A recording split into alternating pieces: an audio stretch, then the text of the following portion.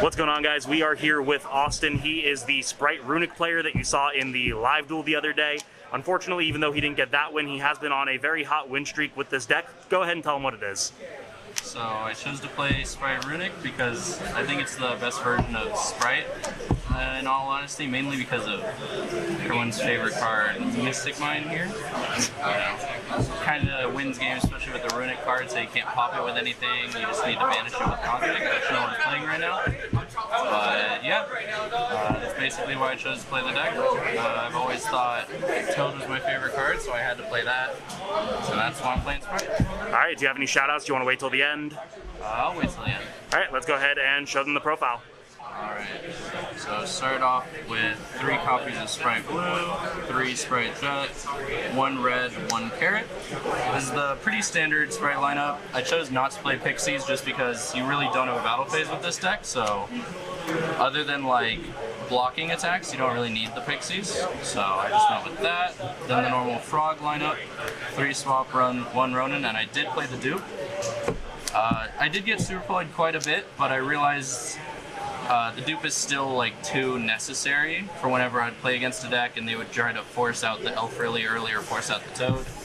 Just force out those early negates. This tends to help with that, as well as put an extra name engraved for Ronin. Then for the spells, we played 3 starter, played the 3 tip, and only 2 fountain because it's very searchable and you don't really need to play 3, you never want to see more than 1. Then we did play 3 of the flashing. This is the monster pop. This is probably the best one in the deck, except for when you play against Thunder.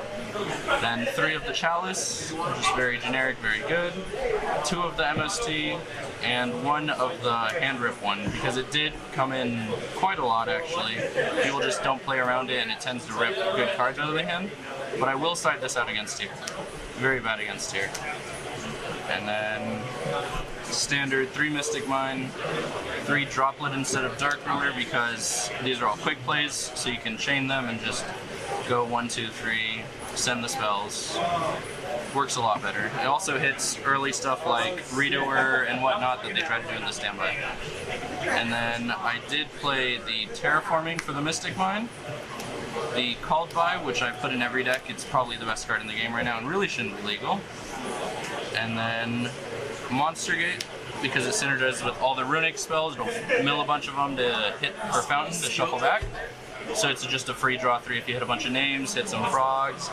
Most of the time if you Monster Gate, hit a blue or a swap, it's just full combo from there, or even a jet. So there's no reason not to play it. And then the 40th card was just 1 day of peace, because it helps them towards the deck out win condition, and it also just is an extra draw, and it helps so I don't die on turn 1 if I break. You could just go 1 day of peace and then make sure that you live for the next turn, and then you don't get burned in time. Alright, so that was... Is that 40 or...? Yeah, it's 40 exact. I never like to go above 40 unless I'm going 60. Alright, let's... either 40 or 60. Alright, let's take a look at the extra deck. Alright. Extra deck. I did play 3 elf. I think you have to play 3 in every deck instead of 2. Those play 2 are just incorrect. 3rd comes up in the grind game all the time. Then 2 of the gigantic. I never really made the 2nd one, but you still have to play 2 because it will come up. Just standard Spright lineup. I played only 2 Hugin because of extra deck space. Again, never really made the 2nd except in grind games. I would play the 3rd if I could though. Then we have the Toad, Centuria, Downard, and Zeus. Toad is necessary for the Frog package, best monster in the game. And then Centuria helps out a lot of things that you have trouble outing in the deck, or just is a body that can't be destroyed by battle if they have a large monster, so you can make Downard Zeus easily. And then Phoenix for goes in match or anti-spell or any floodgates like that. Beat Cop for the Mystic Mine, which did come up a lot. A lot of people play Galaxy Cyclone, but they usually don't pop it twice, so that helps you with that. And then Access Code for the Elf, so it's easy to OTK with. When you get to like turn 5, just remember that Elf can't be used as link material turn 1. And then Underworld Goddess, because there were a couple times I played against like Math Mech Final Sigma, or Marincess or something like that, and just really, really easily clears a board when I don't have a battle phase. So that's pretty much the extra. All right, did you want to show them your side or no? Yeah. The side is just 3 Lava Golem, 3 Evenly. Those are the board breakers. You never really use your normal because of all the Sprite stuff, so Lava Golem synergizes perfectly. Then I play double Cosmic for back row hate, and then I play 3 Dimensional Barrier for Tier Element specifically. It's a really tough matchup, so you have to have that ready. And then just 4 cards for when I'm blind going first, games 2 or 3, and I want to sight in as much Mystic Mind stuff as possible to help facilitate that and just smoke screen into that. So I know that you're not playing the Majesty's Fiend anymore, but that was the showcase in our game 3. Why did you cut it?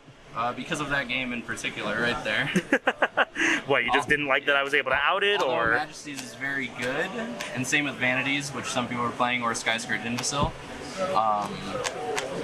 It's just way too hard to advance the game state through Majesty's Fiend or Vanity's Fiend, because you're never going to kill with it, and they're just going to slowly accrue advantage over time.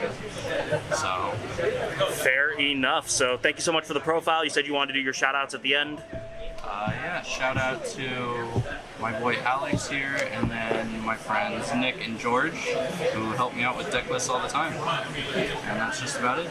All right, well, there you guys have it. If you liked it, you know the deal. Subscribe, hit the notification bell, like, comment, share with your friends. Maybe consider supporting me on Patreon, because for just $1, you can support the channel in a way that I would never be able to tell you how much I fully appreciate. Thank you guys so much for watching, and we will see you in the next one.